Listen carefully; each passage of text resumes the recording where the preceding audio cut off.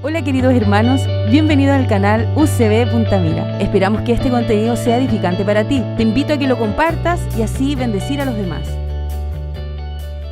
Hola hermanos. Hola. ¿Cómo están? Yo no tan bien. De antemano les pido disculpas si tengo que sonarme o toser al medio de la predicación. Ya ando medio resfriado. Les voy a pedir que abran sus Biblias por favor en 1 Corintios capítulo 7 y vamos a darle lectura del 10 al 16. Del 10 al 16. Me gustaría que alguien me pudiera ayudar, que tenga la nueva versión de las Américas, a darle lectura.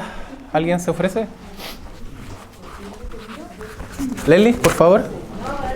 Sí, 1 Corintios 7. Casados y estudios, no yo, sino el Señor. Y la mujer no debe dejar al marido. Pero si lo deja, quédese sin casar, o de lo contrario, que se reconcilie con su marido, y que el marido no abandone a su mujer. Pero a los demás digo yo, no el Señor, que si un hermano tiene una mujer que no es creyente, y ella consiente en vivir con él, no la abandone. Y la mujer cuyo marido no es creyente, y él consiente en vivir con ella, no abandone a su marido. Porque el marido que no es creyente es santificado por medio de su mujer, y la mujer que no es creyente es santificada por medio de su marido creyente. De otra manera, sus hijos serían inmundos, pero ahora son santos. Sin embargo, si el que no es creyente se separa, que se separe. En tales casos, el hermano o la hermana no están obligados, sino que Dios nos ha llamado para vivir en paz. Pues, ¿cómo sabes tú, mujer, si salvarás a tu marido? ¿O cómo sabes tú, marido, si salvarás a tu mujer? Ya, vamos a orar, hermano. Oremos. Padre, te damos gracias por poder estar acá alrededor de tu palabra, para poder estudiar y aprender más de ella. Y queremos pedirte, Señor, que bendigas tú este mensaje, que nos ayude, Señor, a poder entender todo lo que vamos a estudiar, Señor. Y te pedimos que seas tu Padre edificando a tu iglesia mediante tu Espíritu. En nombre de Jesús, amén. Como se dieron cuenta, hermanos, vamos a tratar un tema en particular, que es el matrimonio y el divorcio. ¿No le ha pasado que a veces tiene algún problema en el matrimonio y le dan ganas de separarse? ¿Raro? No es nada raro, ¿no es cierto? Es más común que extraño. Y a modo de introducción, antes de seguir con el primer versículo que leímos, lo que yo quiero que nos preguntemos es ¿cuál es la actitud de Dios frente al divorcio? ¿Qué opina Dios frente al divorcio o Dios frente al matrimonio? Y quiero que busquen, es importante, por eso voy a hacer que lean Mateo 19, ¿ya? Porque necesitamos ir, antes de estudiar el texto, con esta pregunta de qué opina Dios sobre el divorcio. Mateo 19. Esto es a modo de introducción, hermano. Mateo 19. Vamos a leer desde el versículo 3. Mateo 19, versículo 3. Y hay un problema con la pregunta que vamos a ver ahora. Hay un texto en el Antiguo Testamento que dice que si al varón encuentra que hay algo reprochable en su esposa, le es lícito darle carta de divorcio. Y sucede que en los judíos habían dos grandes escuelas. Una que te enseñaba y decía que algo reprochable en tu mujer era un pecado de connotación sexual. Pero había otra escuela que decía que algo reprochable podía ser cualquier cosa. La mujer cocinó algo que a ti no te gustaba y para ti te estaba permitido divorciarte de ella. Si la viste hablando con un hombre en la calle, era motivo de darle carta de divorcio. Y cualquier cosa pequeñita tú te podías divorciar de tu mujer. Y con este pensamiento en mente, los fariseos le hacen una pregunta a Jesús. Versículo 3. Dice, estamos en Mateo 19, versículo 3. Se acercaron los fariseos para ponerlo a prueba diciendo: ¿le está permitido a un hombre divorciarse de su mujer por cualquier motivo, es lo que les venía diciendo antes. ¿Está permitido divorciarse por cualquier motivo? Y la respuesta acá era sumamente simple. Jesús tenía que decir sí, si le está permitido, o no, no le está permitido. Pero vamos a ver que la respuesta de Jesús es un poco diferente. Versículo 4, Jesús le respondió, les pregunta, ¿no han leído que aquel que los creó desde el principio, varón y hembra, los creó? Y acá Jesús los lleva al Génesis, en donde quiere que los fariseos se den cuenta que en un principio Dios creó un hombre y una mujer. Para empezar, un hombre y una mujer. Y en segundo lugar, es muy importante resaltar que si Dios hubiera querido que Adán y Eva escogieran o se hubiera tenido en mente que ellos se divorciaran, no hubiera creado 2 personas en el inicio. Él pudo haber creado 100. Fácilmente. Pudo haber hecho el mundo y haber puesto a 100 personas en la tierra y haberles dicho, escojan. Si no les gusta, divórciense y se casan con otra persona. Pudo haberlo hecho, pero no lo hizo. Él creó un hombre y una mujer. ¿Por qué? Porque el divorcio nunca estuvo en el corazón de Dios. Y seguimos la lectura. Dice, versículo 5, y dijo, por esta razón, el hombre dejará a su padre y a su madre y se unirá a su mujer. El proceso del matrimonio. Yo dejo a mi papá, dejo a mi mamá, me voy de casa y me uno a mi mujer para, a través del acto sexual, poder conformar una sola carne con mi esposa, con mi esposo. Dice el 6, así que ya no son 2, sino una sola carne. Por tanto, lo que Dios ha unido, ningún hombre lo separe. Y esto es sumamente importante, hermanos, porque dice el texto que ya no son 2, son 1. ¿Y quién de ustedes, hermanos, si le duele un brazo, se lo corta porque ya no le sirve, porque le está molestando? Es ridículo, ¿no es cierto? O sea, si a mí me duele un brazo, yo voy al doctor, tomo medicamentos, me hago exámenes, voy a terapia, voy a rehabilitación, porque yo quiero recuperar la parte de mi cuerpo que está con un problema. Así el matrimonio, hermanos, es una sola carne. Los 2 son 1. Si se dan cuenta que toda la argumentación de Jesús en base a la respuesta de lo que ellos están preguntando, si es lícito darle carta de divorcio por cualquier cosa, Jesús en ningún momento está hablando acá del divorcio, sino que está explicando por qué no es lícito divorciarse. Y finiquita diciendo, por tanto, lo que Dios ha unido, ningún hombre lo separe. Y este ningún hombre incluye a quienes conforman el matrimonio.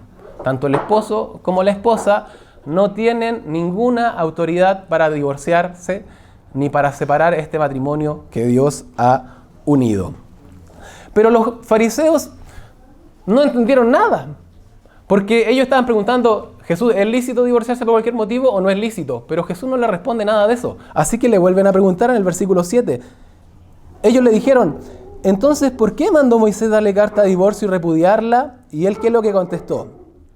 Moisés había dado la autorización para que hubiera carta de divorcio, para que hubiera un divorcio, una separación. Y en el versículo 8 él les contesta, por la dureza de su corazón, Moisés les permitió a ustedes divorciarse de sus mujeres. Pero al principio no fue así.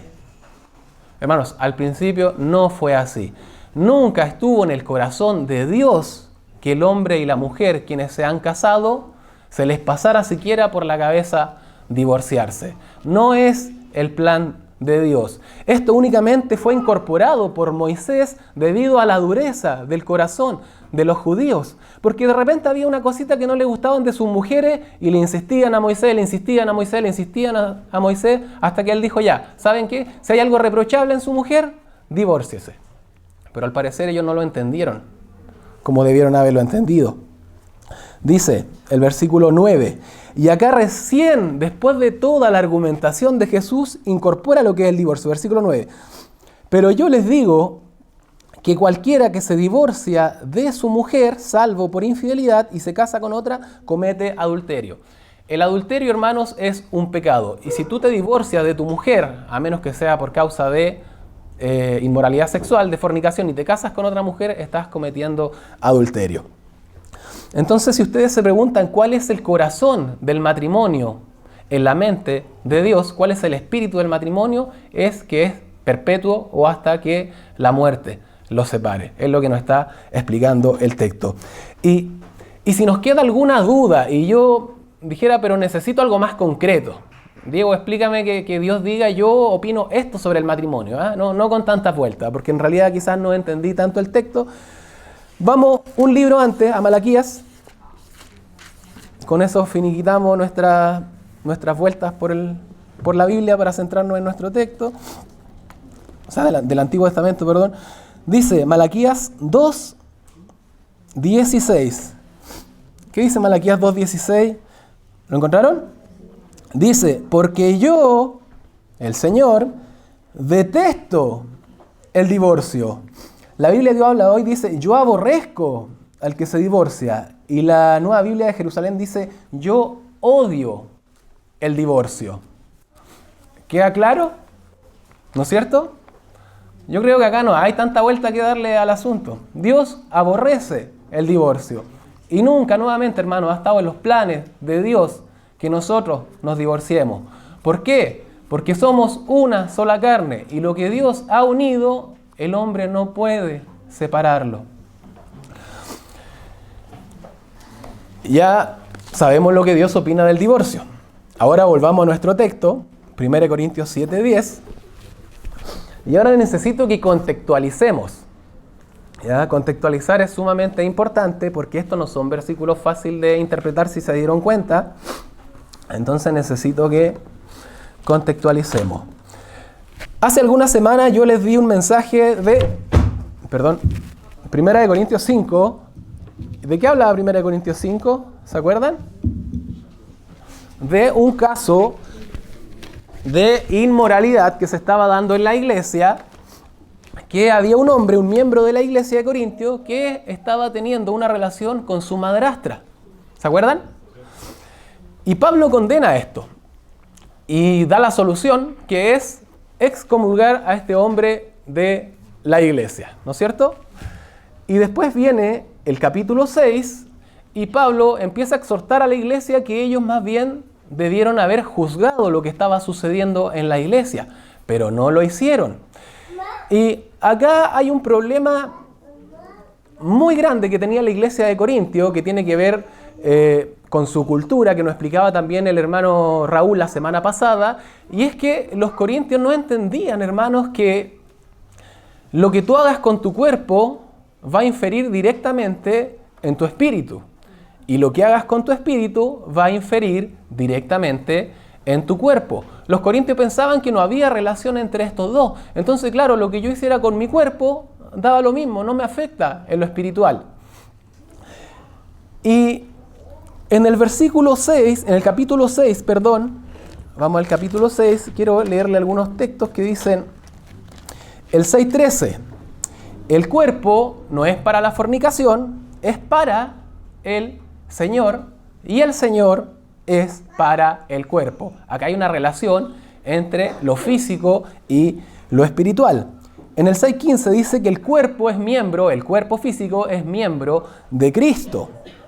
Y que el que se une al Señor, a Cristo, es un espíritu con Él. Es decir, hay una relación entre la parte física y la parte espiritual. El 6:18 dice, huyan de la fornicación. Y acá fornicación, lo hemos explicado hartas veces, es la palabra en griego porneia, que significa todo tipo de actos de inmoralidad sexual. Hay que huir de la inmoralidad sexual. ¿Por qué? El 6:19 dice, porque el cuerpo físico es templo del Espíritu Santo. Nuestro cuerpo físico es templo, es la casa de una entidad espiritual. Nuevamente, la parte física, influye en la parte espiritual y la parte espiritual influye en la parte física. Y viene la conclusión en el 20. Por tanto, como lo físico afecta a lo espiritual y lo espiritual a lo físico, por tanto, glorifiquen a Dios en su cuerpo y en su espíritu. Hay que glorificar a Dios con estas dos partes, con esta dualidad que tenemos dentro nuestro, que es que tenemos un cuerpo físico y un cuerpo espiritual. Bien, Ahora, hermanos, estamos hablando que la parte física afecta a la espiritual, pero mayormente, no sé si se dieron cuenta, mayormente, ¿de qué está tratando el texto? Porque acá no estamos hablando de, no sé, de hacer un deporte, ¿no es cierto? Estamos hablando de una actividad física o algo que hacemos con el cuerpo en concreto. ¿Estamos hablando de qué? De los actos de inmoralidad sexual. De eso es lo que estamos hablando específicamente y ese es el contexto. Vamos al 7.1 para que nos demos cuenta. Capítulo 7, versículo 1. En cuanto a las cosas que me escribieron, bueno le fuera para el hombre no tocar mujer. ¿De qué está hablando? De sexo. Versículo 2. No obstante, por razón de las inmoralidades, que cada uno tenga su propia mujer. ¿De qué está hablando? De sexo. Versículo 3. Que el marido cumpla su deber conyugal con su mujer e igualmente la mujer cumpla con el marido. ¿De qué está hablando? De sexo. La mujer no tiene autoridad sobre su propio cuerpo, sino el marido y viceversa. ¿De qué está hablando? De sexo. Versículo 5. No se priven el uno al otro. ¿De qué está hablando? De sexo. El 6 no. El 7.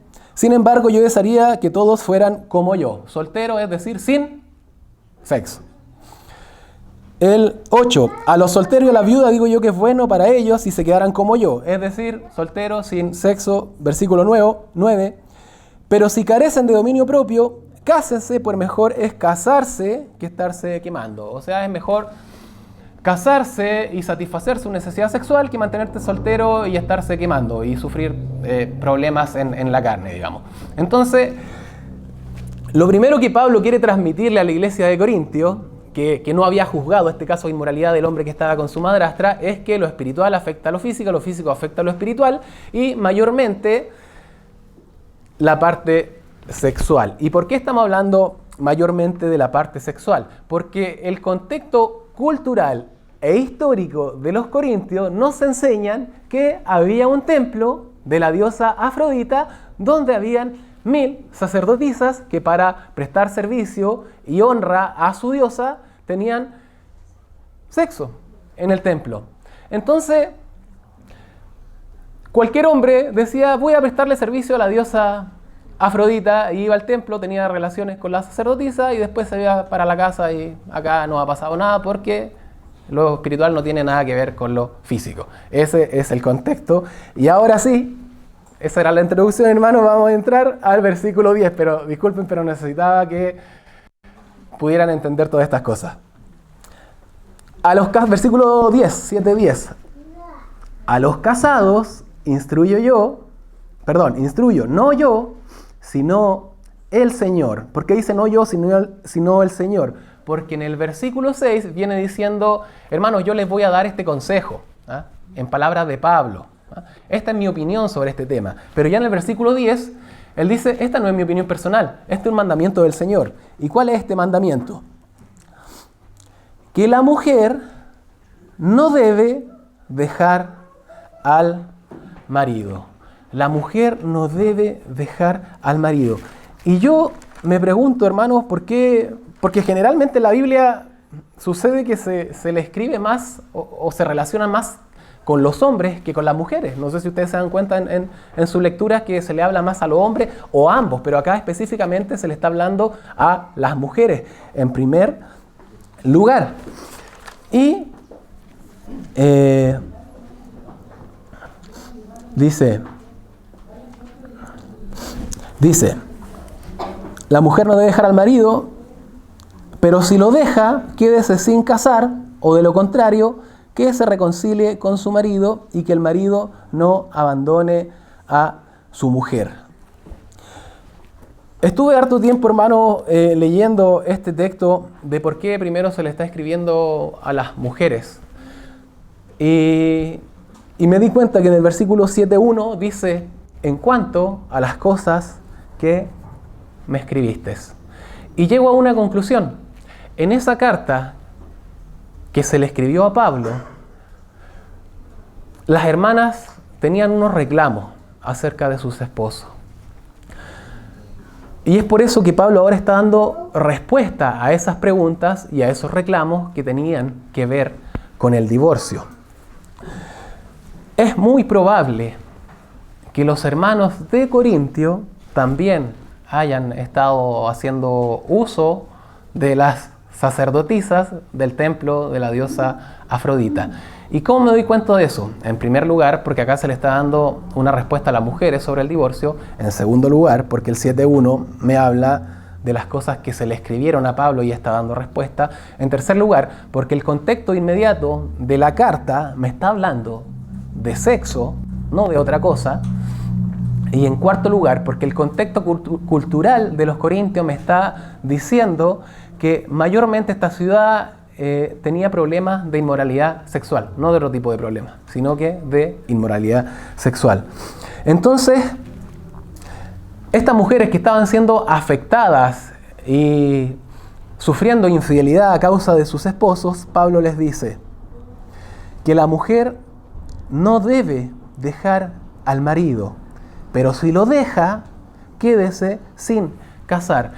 Y al principio leímos sobre el corazón del divorcio, que Dios aborrece el divorcio. Y yo me preguntaba, ¿por qué es que Pablo habla de la separación con tanta liviandad? Porque cuando en una iglesia sabemos que algunos miembros se quieren divorciar, nos dolemos, nos escandalizamos, hacemos todo lo posible para que esto no suceda, conversamos con las partes afectadas, ¿no es cierto? Pero acá Pablo dice, pero si se separa, quédese sin casar. Yo hubiera esperado que Pablo dijera, no, hermana, usted no se puede divorciar porque el divorcio es pecado, porque el Señor aborrece el pecado, porque esto no es lícito, porque Dios lo unió y son una sola carne, pero no hay nada de esa argumentación. Pablo les dice, si se separa, quédese sin casar. ¿Por qué?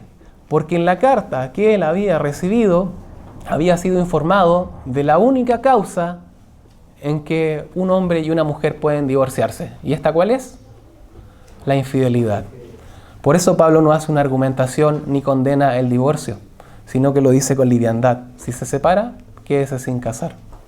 No dice nada más al respecto. O de lo contrario, reconcíliese con su marido. Reconciliar, hermanos, tiene que ver cuando nosotros estamos en un estado de guerra, puede ser con un amigo, puede ser con el cónyuge, y tú pasas de un estado de guerra a un estado nuevamente de amistad. Eso tiene que ver con la reconciliación. Y lo que a mí me llama la atención es que si la mujer, si a la hermana le fueron infiel, si se fijan en el texto, ¿por qué ella tiene que buscar la reconciliación? Me parecería más lógico que fuera el hombre quien cometió la infidelidad que buscara la reconciliación. Pero no es así. Y lo primero, hermano, es que tenemos que entender que a esta altura de la carta, los hermanos probablemente ya entendieron que lo que hicieron estaba mal, ya se habían arrepentido, quizás ya habían pedido perdón, pero en este minuto la persona que se quería ir de la casa no era el hombre, era la mujer. La persona que estaba enojada, que estaba afectada, no es el hombre, es la mujer, es ella la que estaba dolida, es ella la que estaba en una posición de enemistad. Por eso el texto le dice, tú tienes que reconciliarte con tu marido, porque eres tú la que está enojada, no él. Y se me viene a la mente, hermanos, algo que es muy sublime, que es la relación que Dios tenía con nosotros antes de que nosotros fuéramos creyentes. Y dice el texto que Dios nos reconcilió consigo mismo por medio de Cristo, no tomándole a los hombres en cuenta sus pecados. Dios nos reconcilió consigo mismo, no tomándole en cuenta a los hombres sus pecados. Y ¿cuánto amor, hermanos, se necesita para que, a pesar de que Dios vea todo nuestro comportamiento, la forma de vivir que llevábamos, sin Dios, sin interés por Él, aborreciéndole, hermano, desobedeciéndole, descarriado, y Dios en su amor se acerca y nos reconcilia a Él consigo mismo y no nos toma en cuenta nuestros pecados? Todo lo que nosotros le afectamos a Dios, todo lo que nosotros todo el daño que nosotros le hacemos, Él nos lo toma en cuenta y Él nos reconcilia consigo mismo. Él es el máximo ejemplo de reconciliación. Y es por eso que Pablo tiene la argumentación y el respaldo para decirle a las mujeres: oye, tú estás enojada por lo que sucedió, tienes que reconciliarte con tu marido. Y si te quieres separar, puedes hacerlo, pero no te cases. ¿Por qué no te cases? Porque cuando tomamos decisiones, hermano, en caliente, cuando estamos enojados, por lo general tendemos a equivocarnos. Esta mujer estaba dolida, estaba sentida, no quería nada con su marido, y está bien que tenga todo ese sentir, pero lo que está hablando el texto es que si usted se separa, no se vuelva a casar, no tome decisiones apresuradas. Dejemos que pase un tiempo, tengamos el tiempo para pensar en lo que sucedió, pidamos consejo, conversemos con personas, démonos tiempo de orar, de leer, de saber qué es lo que quiere Dios para nuestro matrimonio, pero no tomemos decisiones apresurados. Bien. Y ahora pasamos al 12 y 13. Dice, le voy a leer: pero a los demás digo yo, no el Señor, que si un hermano tiene una mujer que no es creyente, y ella consiente en vivir con él, no la abandone. Y la mujer cuyo marido no es creyente y él consiente en vivir con ella, no la abandone.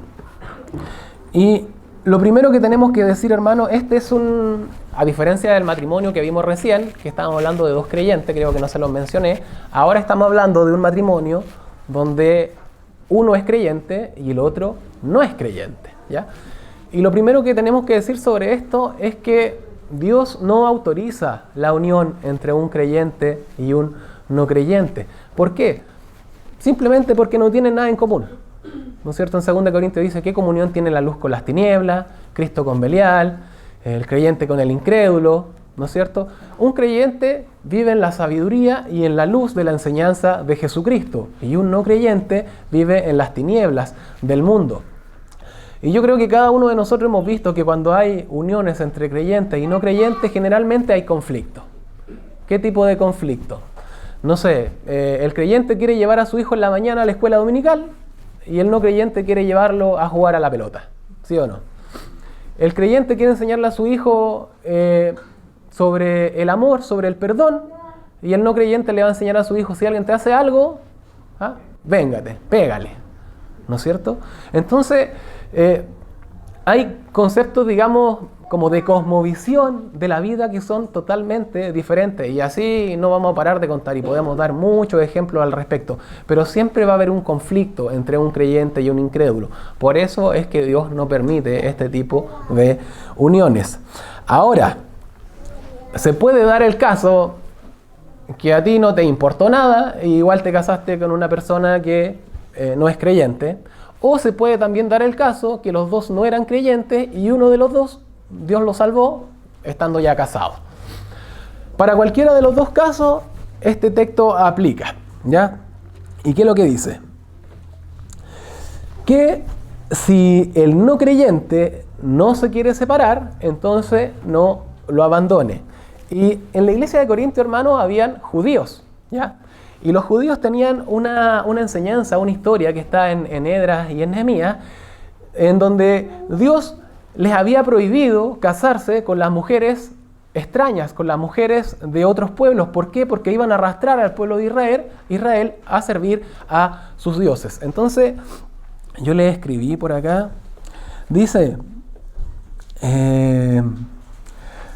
acá está hablando el sacerdote Esdras: ustedes han sido infieles y se han casado con mujeres extranjeras, añadiendo así la culpa a Israel. Ahora pues confiesen al Señor, hagan su voluntad, sepárense de los pueblos de esta tierra y de las mujeres extranjeras. Toda la asamblea respondió: está bien, tal como has dicho, es nuestro deber cumplirlo. Es decir, se iban a separar de sus esposos y de sus esposas que no eran judías o que al menos servían a otros dioses. Entonces, esta enseñanza o esta historia repercutía también en la mente de los corintios o los que participaban en la iglesia de Corintio, que eran judíos. Y es por eso que Pablo le dice todo lo contrario: queridos, si ustedes no tienen que expulsar a su esposo o a su esposa que sirve a dioses extraños, si él o ella consienten en vivir con usted que es creyente, no la abandone. Quédese con él o con ella. ¿Por qué? Porque vimos al principio que el corazón del matrimonio no es la separación, es la unión hasta la muerte, ¿ya? Hasta que uno de los dos ya no esté en este mundo.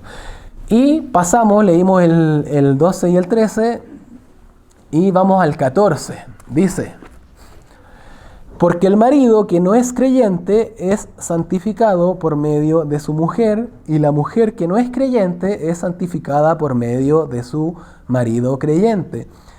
De otra manera, sus hijos serían inmundos, pero ahora son santos.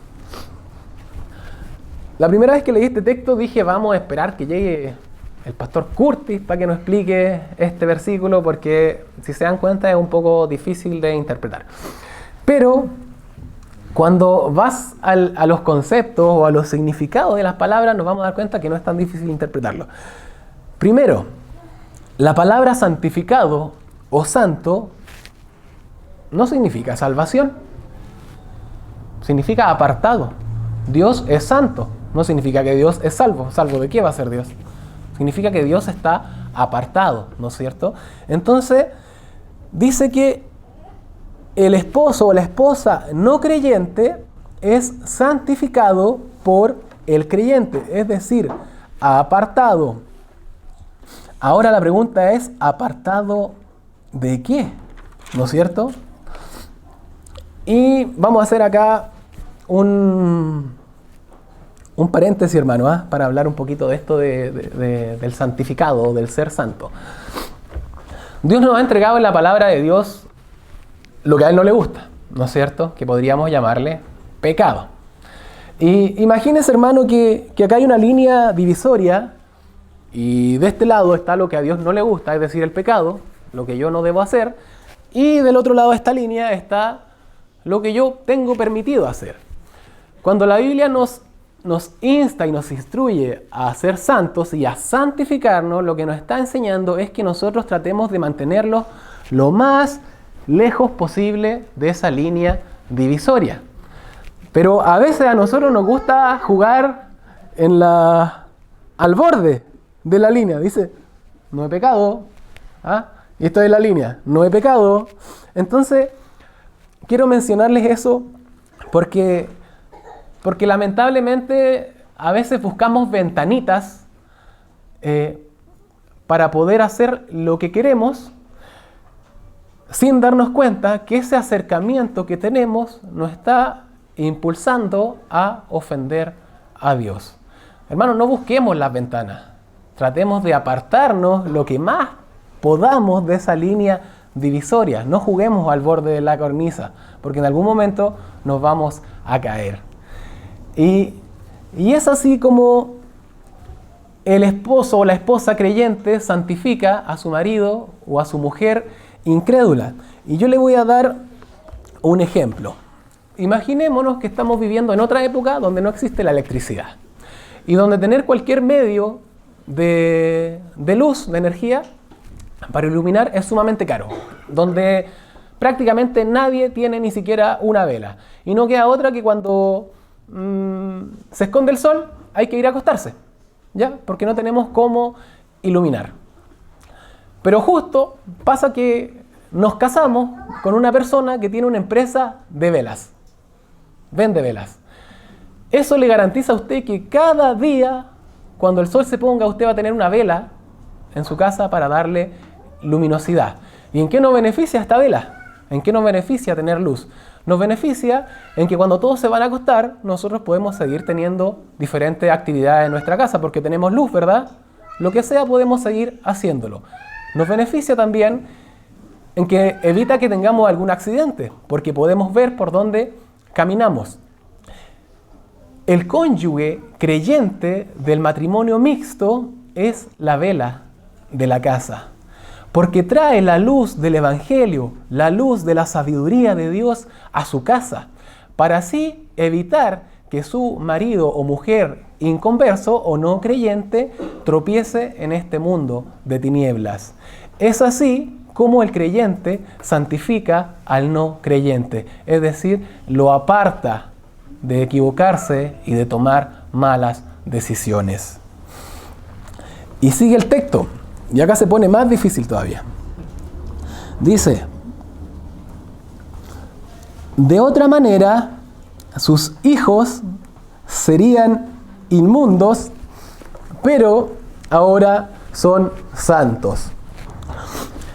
Sus hijos serían inmundos. Es una palabra fuerte que no usamos habitualmente en nuestro vocabulario, y quizás es por eso que también no la entendemos bien. En la Biblia habla de 3 cosas que son inmundas: los espíritus inmundos, la comida inmunda y las personas que son inmundas. Y la palabra inmundo es una palabra compuesta, que son 2 palabras, y significa algo súper sencillo, que es no limpio. Es eso. Cuando usted lea inmundo, significa no limpio. No tiene más connotación que eso. Porque a veces pensamos que es un insulto súper como fuerte, ¿no es cierto? Pero significa eso. Literalmente significa no limpio.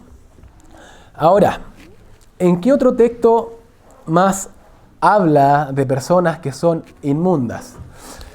En 2 Corintios 6:17 dice: salgan de en medio de ellos y no toquen lo inmundo. Salgan del medio de ellos y no toquen del mundo. ¿Y en qué contexto está este versículo? Está en el contexto cuando dice: no se unan en yugo desigual con los incrédulos. Mencionamos recién. ¿Qué asociación tiene la justicia con la iniquidad? ¿Qué comunión la luz con las tinieblas? ¿Qué armonía Cristo con Belial? ¿Qué tiene en común el creyente con el incrédulo? ¿O qué acuerdo el templo de Dios con los ídolos?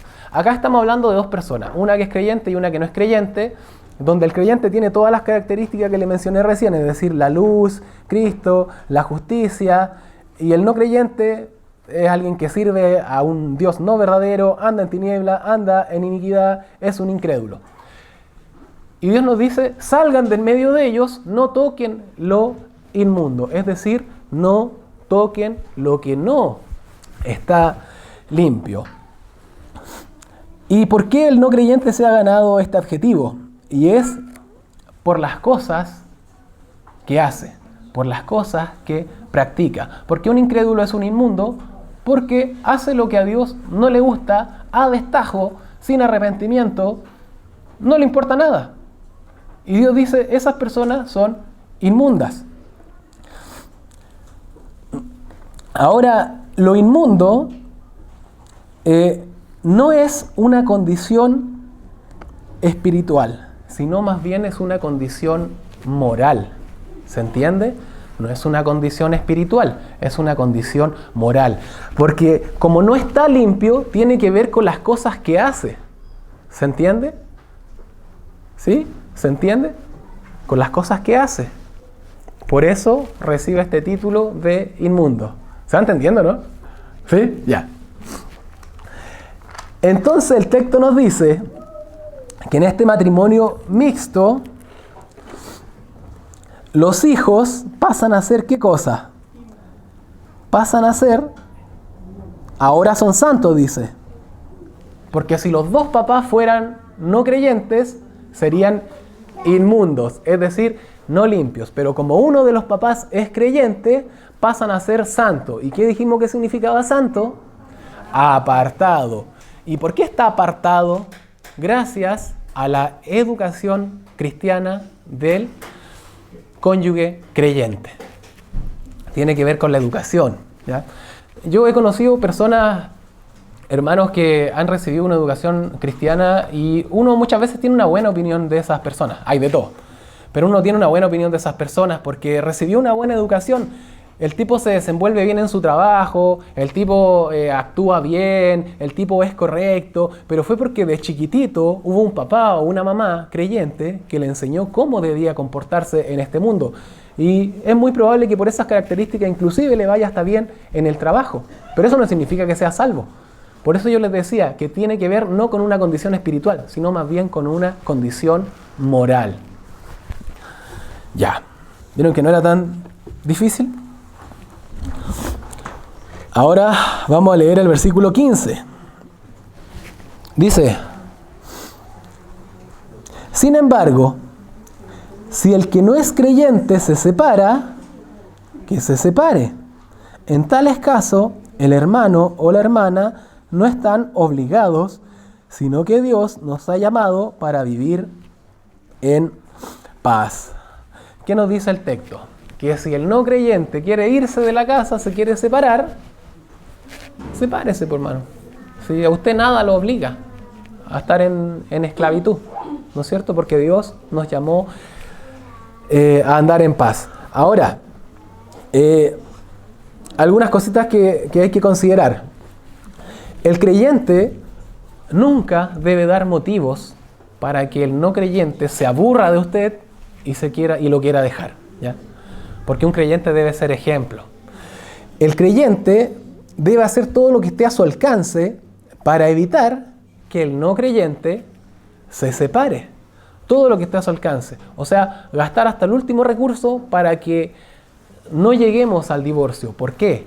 Porque en el corazón de Dios, el espíritu del matrimonio es que sea perpetuo. Es decir, hasta que la muerte los separe. Eso ya lo vimos. Y todo lo anterior tomando en cuenta de que Cristo es primero, no su cónyuge. Hermanos, Cristo es primero en su relación. ¿Qué pasa, hermanos, si su esposo o su esposa no creyente no lo quiere dejar venir a la iglesia? En base a los principios bíblicos que nos dicen que Dios siempre está primero que todo lo demás, tenemos un problema. Tenemos un problema. O sea, si no me dan permiso para ir a ver a un hermano, está bien, pero para ir a la iglesia, ¿qué pasa si su cónyuge no creyente le pone problemas para leer la Biblia? Si le pone problemas para orar antes de comer. Es un problema grande. Es un problema grande. Y ahí, hermanos, a pesar de que el creyente tiene que hacer todo lo posible para que se mantenga su matrimonio, ahí ya hay que rayar la cancha. Hay que rayar la cancha, no queda de otra. Es decir, ¿sabes qué? Esto es lo que yo creo y yo lo voy a seguir haciendo. Si tú tienes un problema con esto, vamos a tener que solucionarlo de otra manera. Pero yo soy así. Yo creo en Dios. ¿Se entiende? Ahora, la pregunta, hermanos, que nos hacemos es, bueno, si el no creyente me abandona y pasa un tiempo y yo hago todo lo posible por recuperar el matrimonio, pero no se da, y esta persona se vuelve a casar, ¿yo tengo la autoridad para volver a casarme como creyente? El texto, al menos, hermano, no nos pone ninguna prohibición. La que dice que si se separa no se vuelva a casar, está hablando del matrimonio de dos creyentes donde la mujer sufrió una infidelidad. Pero donde hay un matrimonio de un creyente con un no creyente, si el no creyente se va y lo abandona y usted puso todo de su parte para recuperar el matrimonio y se va y se vuelve a casar, hermano, ya no hay nada más que hacer porque finalmente su esposo o ex esposo ya es una sola carne con otra persona. Entonces, esto más bien lo digo como una opinión quizás, porque el texto no nos da luz al respecto. Pero dice que Dios nos llamó a paz. Y si Él se quiere separar, que se separe. No nos dice que tenemos que mantenernos solteros. Por eso creo que acá se deja abierta la toma de decisiones del creyente que quedó abandonado. Y ahora, vamos a ir finiquitando.